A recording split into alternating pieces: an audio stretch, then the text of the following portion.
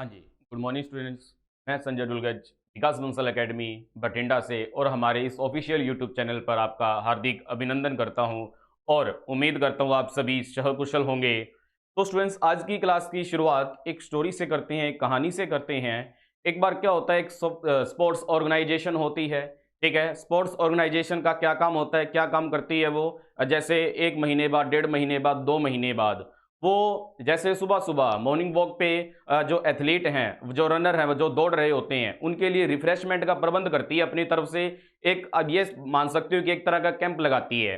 ठीक है, तो वो जैसे वो कैंप लगाती है, उस कैंप में क्या रिफ्रेशमेंट में क्या होता है? बनानाज होते हैं, एप्पल्स होते हैं और दूध होते हैं। ठीक है ना, दूध होता है। ठीक है, तो अब जैसे वो रिफ्रेशमेंट देते हैं, एक बहुत लंबी लाइन लग जाती है और वो लंबी जो लाइन है वो लगभग 500 एथलीट जो होते हैं, रनर जो होते हैं, 500 लंबी लाइन होती है, 500 की। ठीक है, इतनी लंबी जो ये लाइन होती है, देखो फ्री में दूध मिले, बनानास मिले, एप्पल्स मिले, कौन नहीं चाहेगा फ्री में खाने के लिए? ठीक है, फ्री में तो हर कोई खाना चाहेगा। ठीक है ना, तो वो जो 500 एथलेटिक की जो लंबी लाइन होती है, उसके अंदर क्या होता है, जो 499 नंबर पे, 500वें नंबर पे जो खड़े होते हैं, और वो जो 500 नंबर पे खड़ा है जो पर्सन, उसका ध्यान कहां पर है? बनानास पर, एप्पल्स पे, दूध पे, इस पे ध्यान है। और जो 499 नंबर पे जो पर्सन खड़ा है, उसका ध्यान कहां पर है? उसका ध्यान बनानास, एप्पल्स और दूध पर ना होते हुए उसका ध्यान कहां पर है? उसके आगे जो लाइन में खड़े हैं 498 जो एथलेटिक है, जो रनर है वो खड़े हैं, वो उनका ध्यान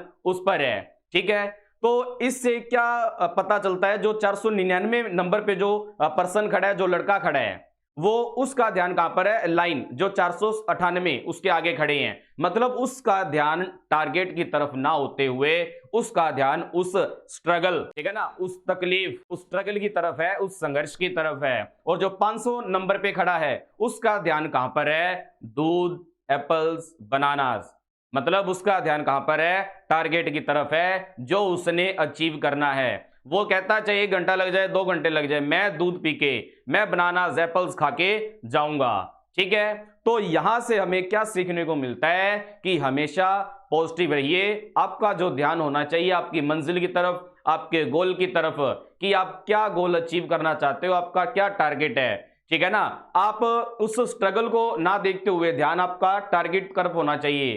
ठीक है ना, उस स्ट्रगल की तरफ आपका ध्यान नहीं होना चाहिए, उस संघर्ष की तरफ, उस लंबी लाइन, लंबी कतार की तरफ आपका ध्यान नहीं होना चाहिए। आपका ध्यान जो होना चाहिए सिर्फ और सिर्फ उस टारगेट की तरफ। और हमारे स्टूडेंट्स, जो हम स्टूडेंट्स का जो टारगेट है, आप जैसे स्टूडेंट्स का जो टारगेट है वो क्या है? गवर्नमेंट जॉब लेना। तो आपका ध्यान कहां पर होना चाहिए? सिर्फ और सिर्फ जो आपका टारगेट है गवर्नमेंट जॉब, यहां ध्यान होना चाहिए।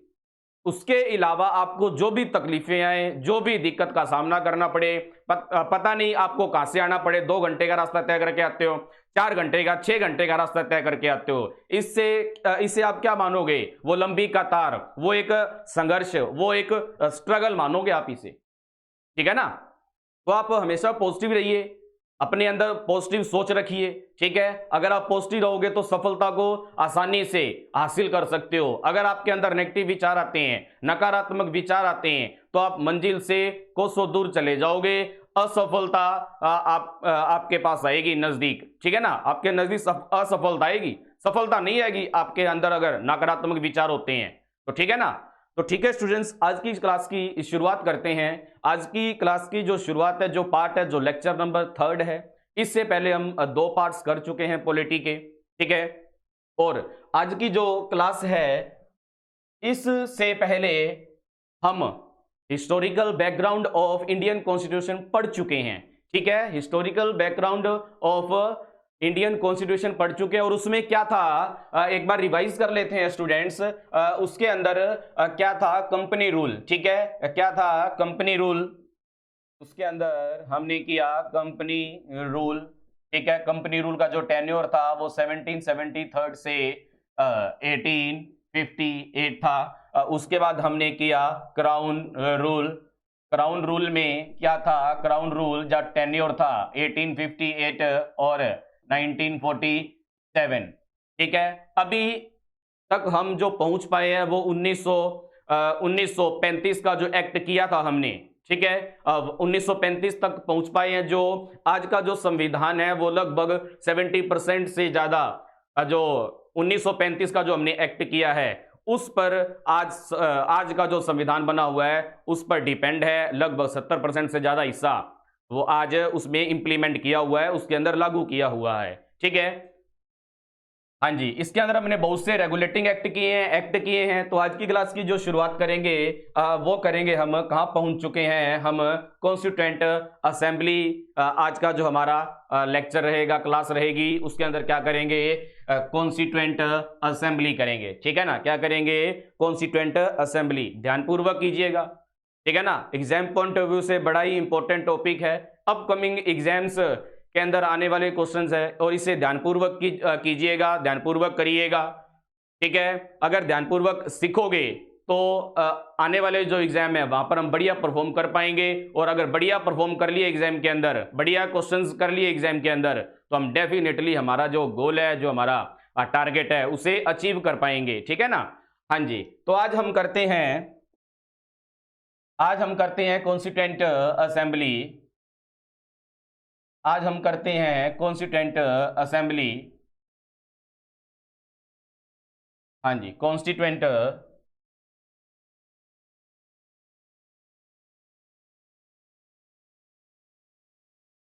असेंबली। कॉन्स्टिट्यूएंट असेंबली, सबसे पहले जो क्वेश्चन बनेगा स्टूडेंट्स, ये क्वेश्चन बनेगा कि कॉन्स्टिट्यूएंट असेंबली की जो पहली बार जो डिमांड की गई वो किसके द्वारा की गई और कब की गई। ठीक है, तो जो फर्स्ट डिमांड थी कॉन्स्टिट्यूएंट असेंबली के की जो वो की गई बाल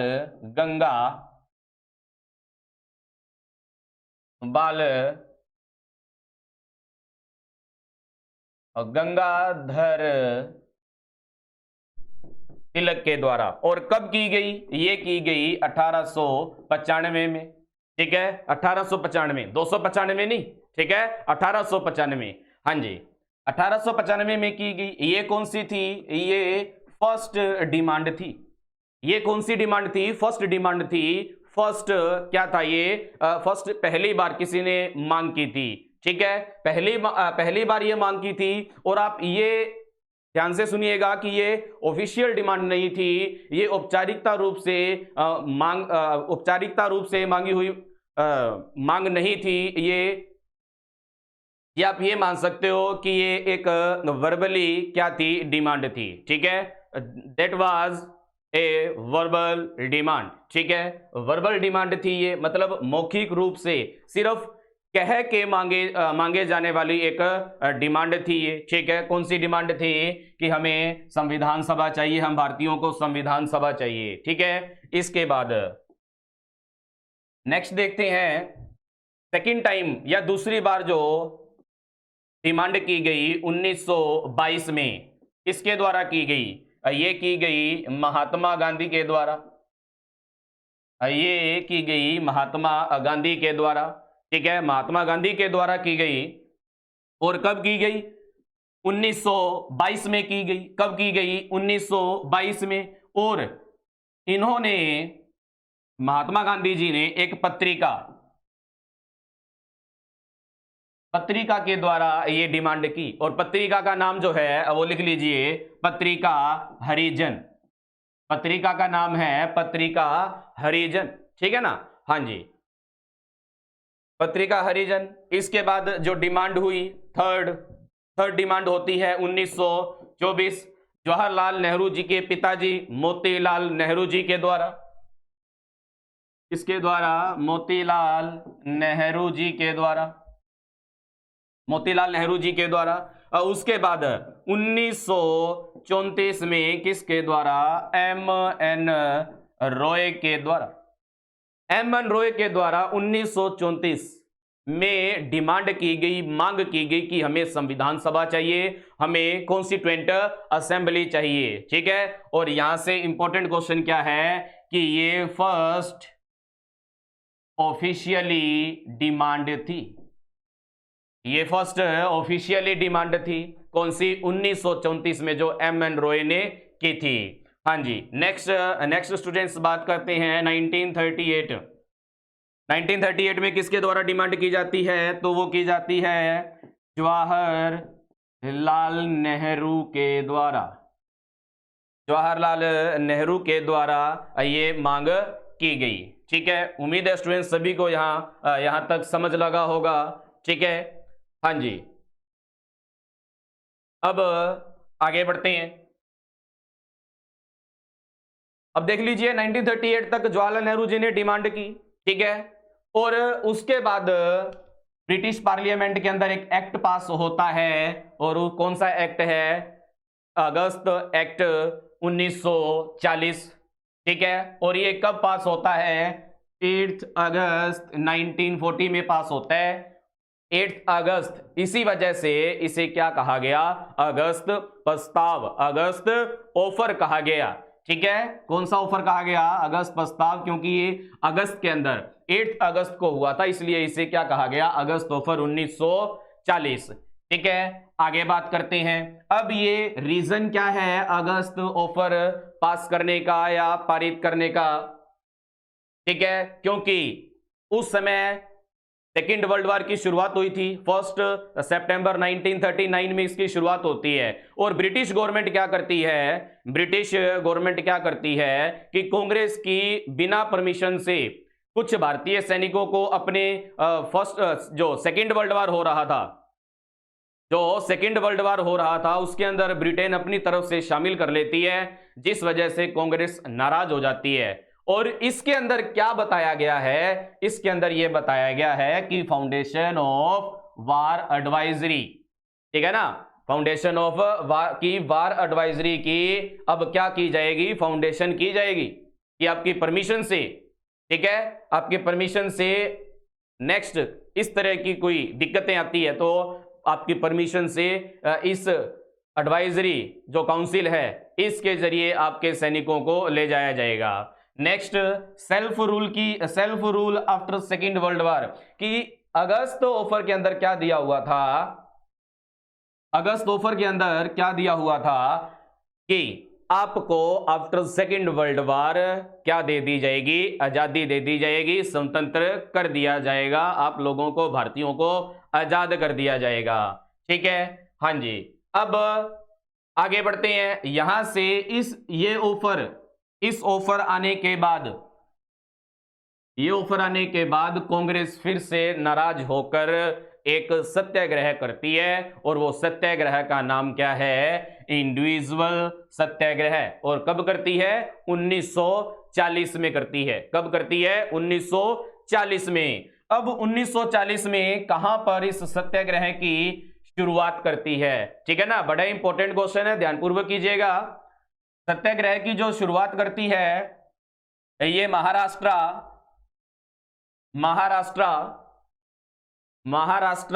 के पवनार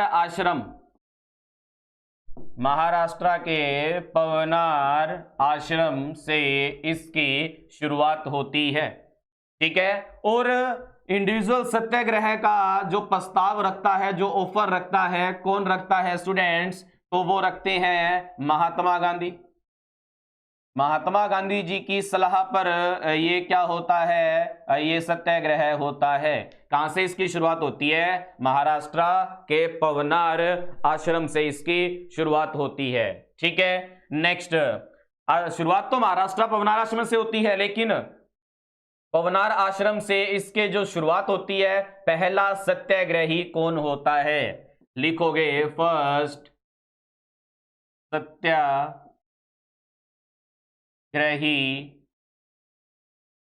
का नाम लिखिए आचार्य विनोबा भावे। आचार्य विनोबा भावे ये कौन होते हैं? क्वेश्चन आएगा एग्जाम के अंदर कि फर्स्ट सत्याग्रही का नाम बताइए, तो वो है आचार्य विनोबा भावे।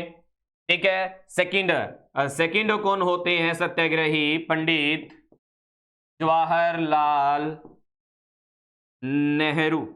ठीक है, पंडित जवाहरलाल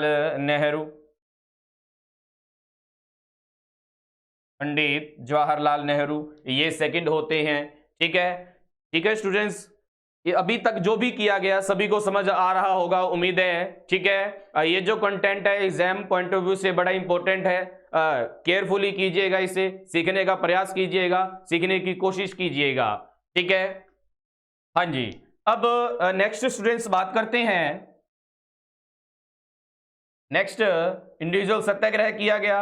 अब सत्याग्रह को शांत करने के लिए ब्रिटेन क्या करता है, ब्रिटिश पार्लियामेंट क्या करती है, क्रिप्स मिशन भेजती है।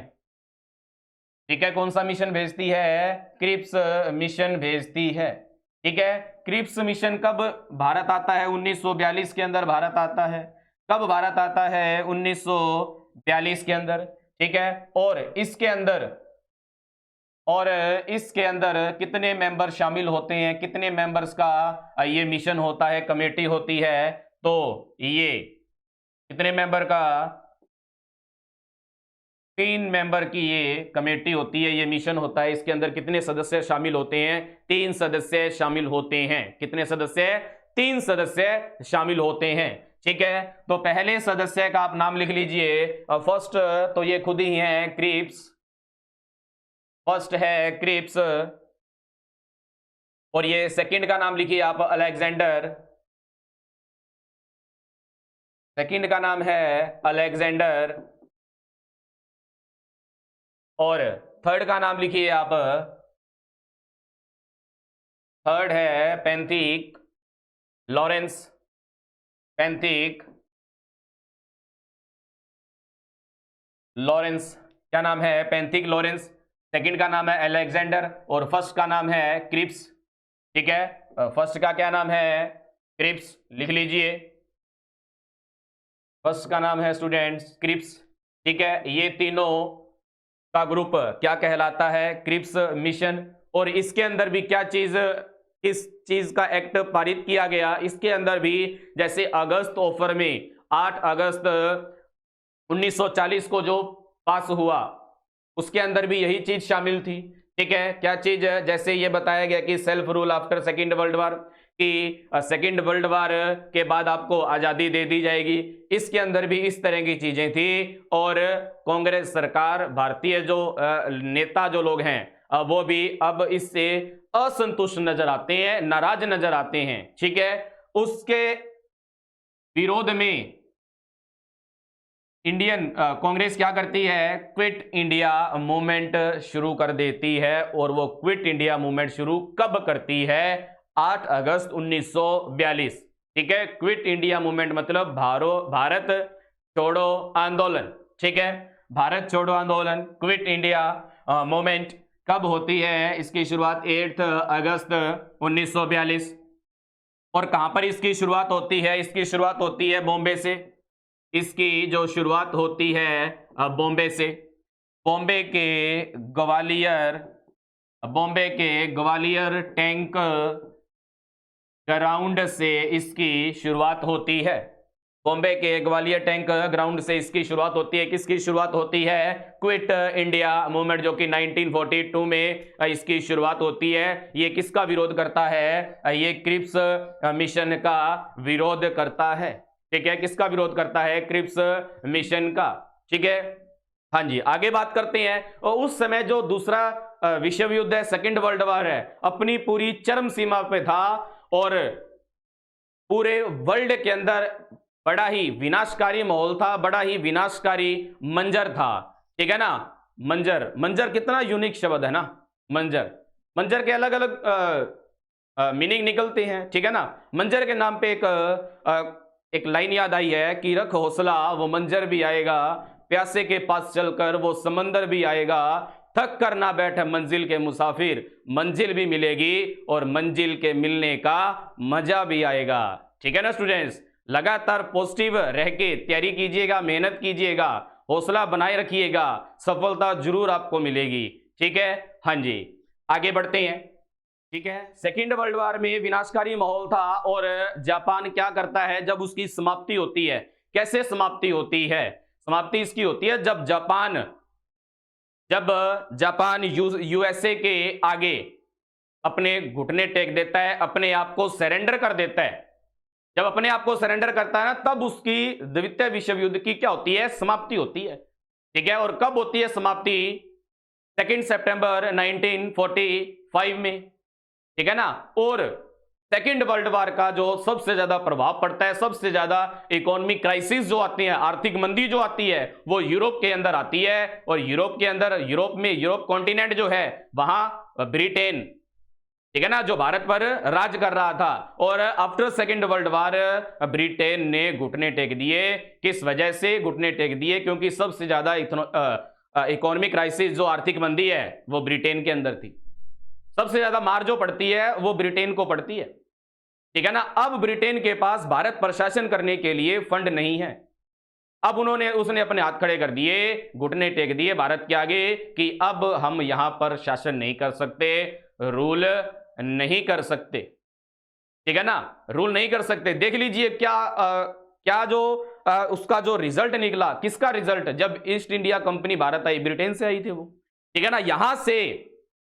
यहां से अपने प्रोडक्ट ले जाने के बाद, मसाले जो भी है, जो भी जिस भी चीज का ट्रेड किया, जैसे टी का ट्रेड किया, ठीक है, कॉटन का ट्रेड किया, सिल्क का ट्रेड किया, इन सारी चीजों का ट्रेड करने के बाद वहां पर 60 गुना, मतलब इतना ज्यादा प्रॉफिट, तो वो पैसा कहीं ना कहीं निकलना था, मानते हो ना।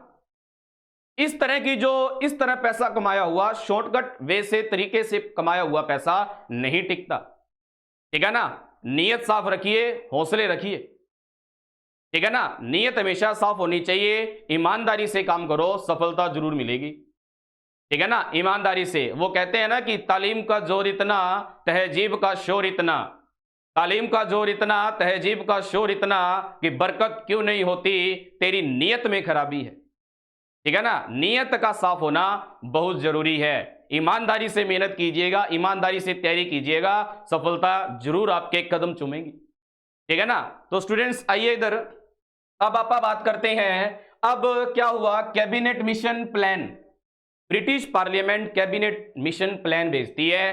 किसके लिए कैबिनेट मिशन प्लान भेजती है? कि इंडिया के अंदर क्या बना दिया जाए। अब इंडिया के अंदर कॉन्स्टिट्यूएंट असेंबली बना दी जाए। कौन सी असेंबली बना दी जाए स्टूडेंट्स? कॉन्स्टिट्यूएंट असेंबली बना दी जाए, संविधान सभा बना दी जाए, ठीक है।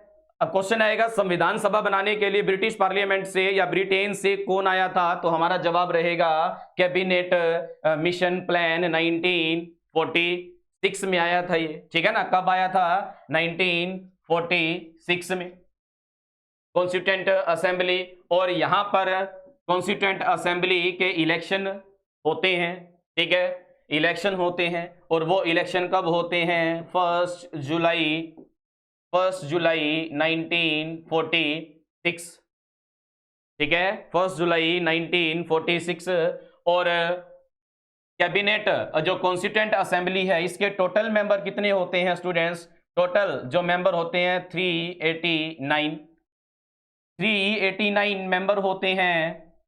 और इसको 292 और 93, 93 एंड 4, ठीक है। 292 जो होती है ये ब्रिटिश प्रोविंसेस से होती है, ब्रिटिश प्रोविंसेस से होती है। 93 जो होती है ये होती है प्रिंसली स्टेट से,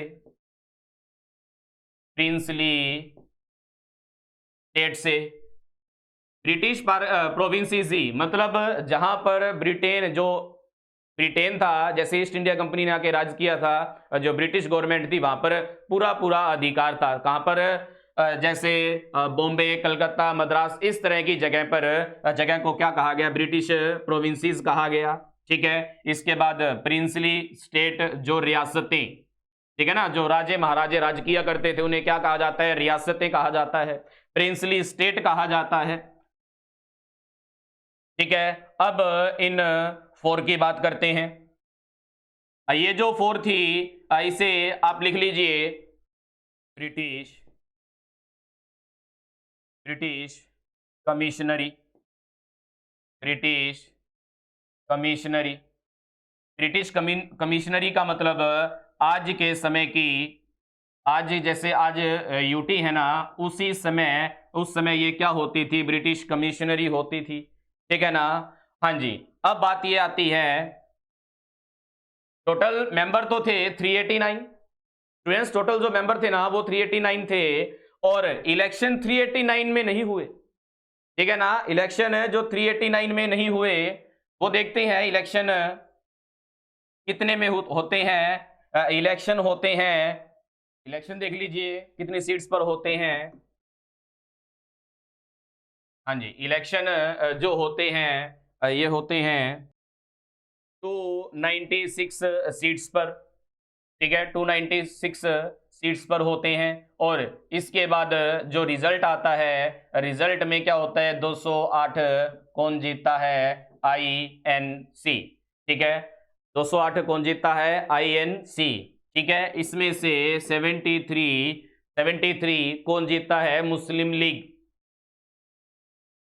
कौन जीतता है स्टूडेंट्स, मुस्लिम लीग सीट्स जीत लेती है। उसके बाद 15 जो रह जाती हैं वो होती हैं अदर पार्टी की, वो होती है स्टूडेंट्स अदर पार्टी की। हाँ जी, जब ये इलेक्शन होते हैं, इलेक्शन के दौरान वाइस रॉय ऑफ इंडिया कौन होता है, ये लिखिएगा। अब ये था लॉर्ड वेविल, लॉर्ड वेविल, ठीक है, कौन था, लॉर्ड वेविल था, कौन था स्टूडेंट्स, लॉर्ड वेविल था, ठीक है। अब आगे बढ़ते हैं,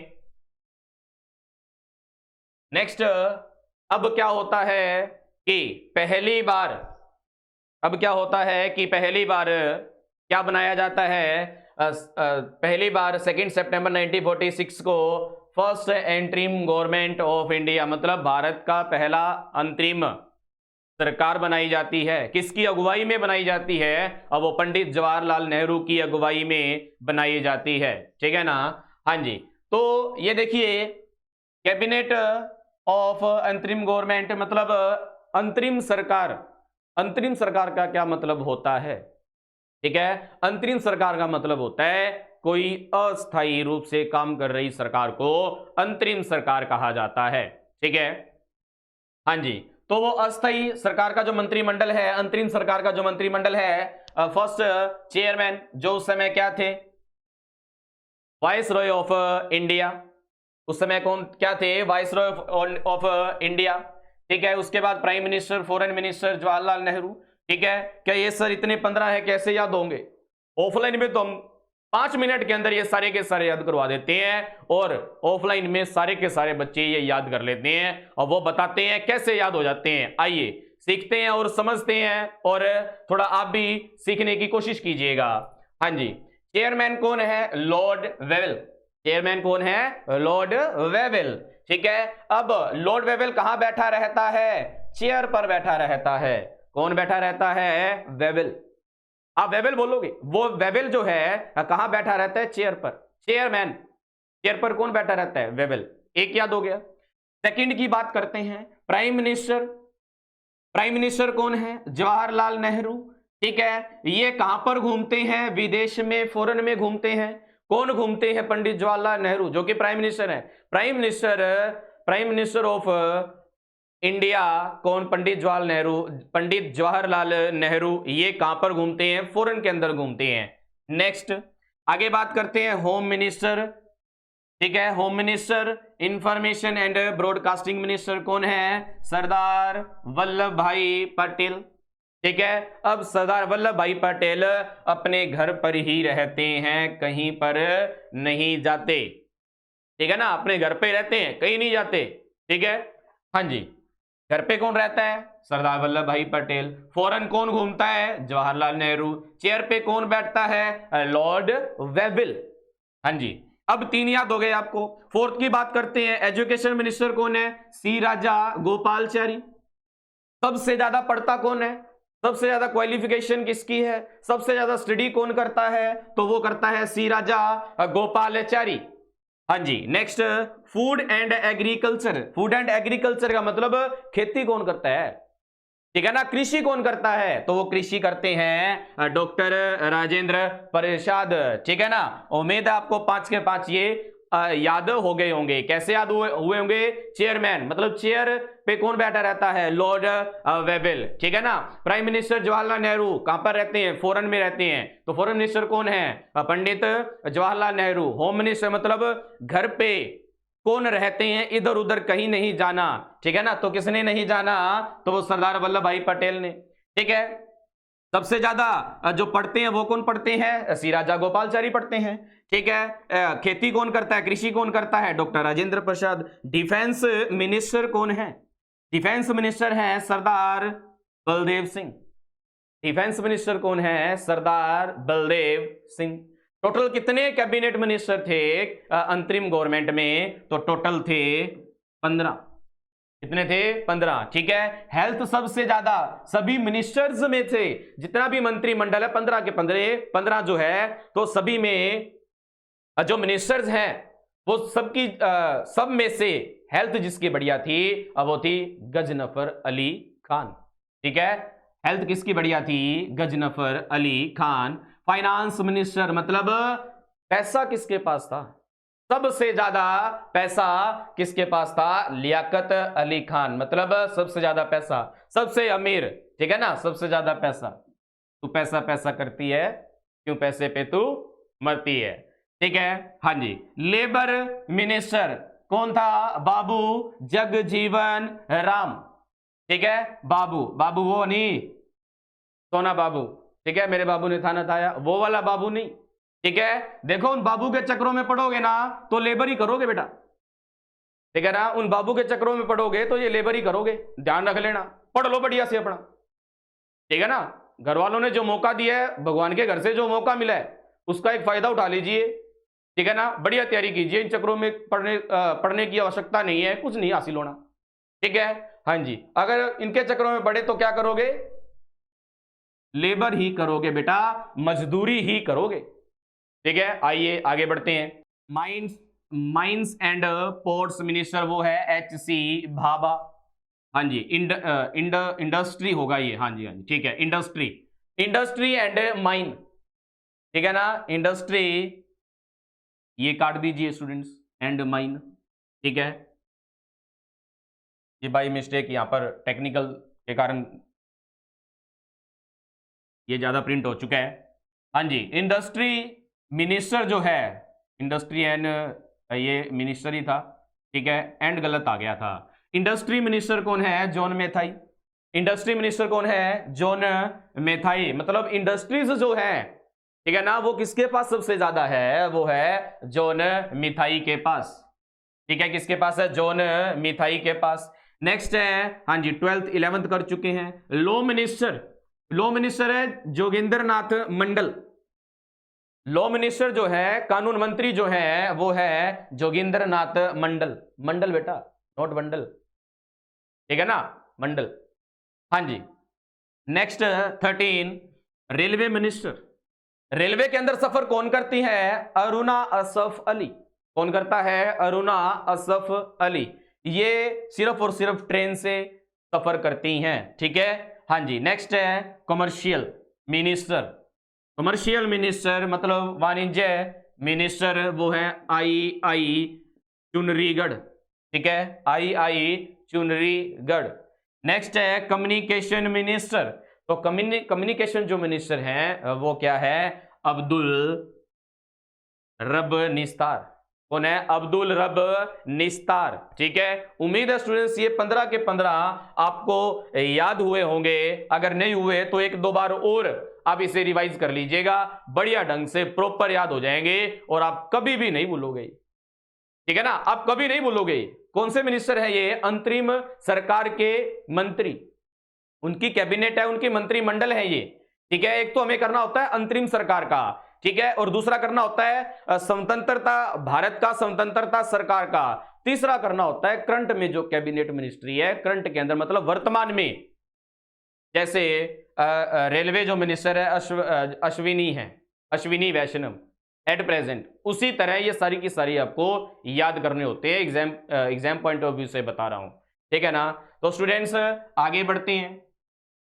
आगे स्टूडेंट्स बात करते हैं declaration of Indian independence 20 Feb 19 1947। ठीक है, declaration of Indian independence 20 Feb 1947। हाँ जी, इसमें कहा गया था कि आप लोगों को, आप भारतीयों को 30 जून, इन्होंने वायदा किया था, प्रॉमिस किया था कि आप लोगों को 30 जून 1948 से पहले स्वतंत्रता दिला देंगे। ठीक है, स्वतंत्रता दिला देंगे। और उस समय जो ब्रिटेन के प्राइम मिनिस्टर थे, लिख लीजिए, उस समय जो ब्रिटेन के प्राइम मिनिस्टर थे वो लिख लीजिए क्लीमेंट, वो लिख लीजिए क्लीमेंट अटेली, क्लीमेंट अटेली। ठीक है, और declaration of Indian independence 20 Feb 1947 के बाद मार्च 1947 में क्या होता है, लॉर्ड माउंटबेटन,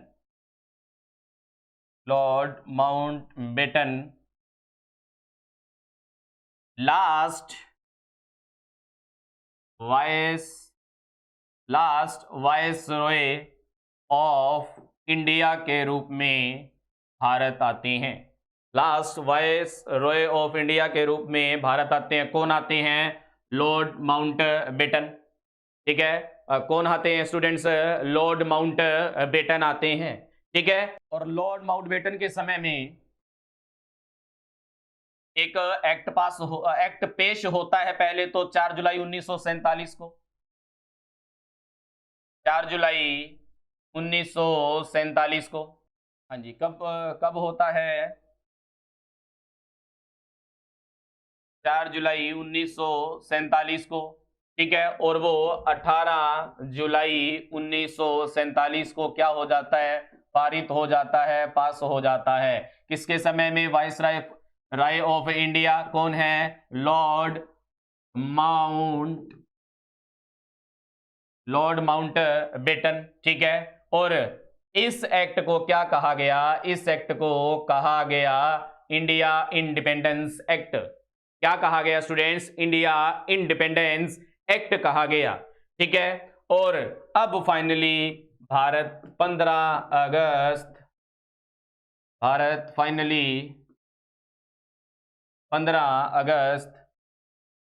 1947 को आजाद हो जाता है।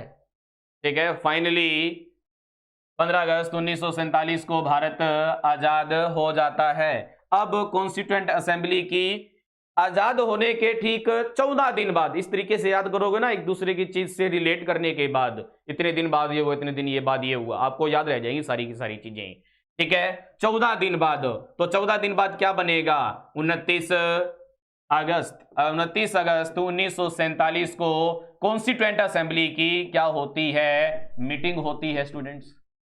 कॉन्स्टिट्यूएंट असेंबली की मीटिंग होती है, कब होती है, 29 अगस्त 1947। ठीक है, और इस मीटिंग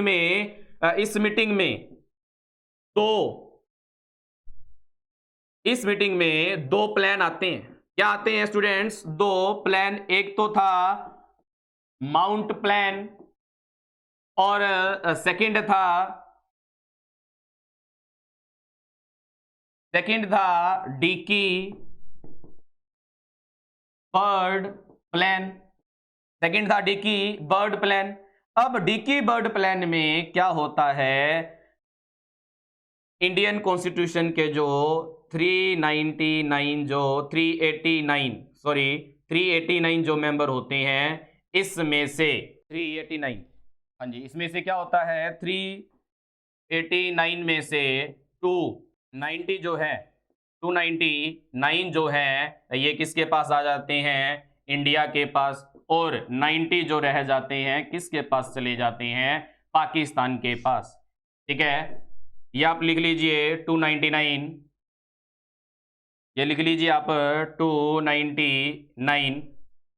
ठीक है, तो किसके पास चले जाते हैं, पाकिस्तान के पास चले जाते हैं। ठीक है ना, ठीक है स्टूडेंट्स, उम्मीद है आज के क्लास के अंदर जो हमने सीखा है और वो सभी को समझ आया होगा, ठीक है ना। और लगातार आप ये सीखने की कोशिश कीजिएगा, ये इस वीडियो को जो है पॉजिटिव नजरिए से देखिएगा, पॉजिटिव होके देखिएगा, ठीक है ना। बहुत कुछ सीखने को मिलेगा। जो कंटेंट है बड़ा टू द पॉइंट कंटेंट है, एग्जाम पॉइंट ऑफ व्यू से बड़ा इंपॉर्टेंट है, ठीक है ना। धन्यवाद।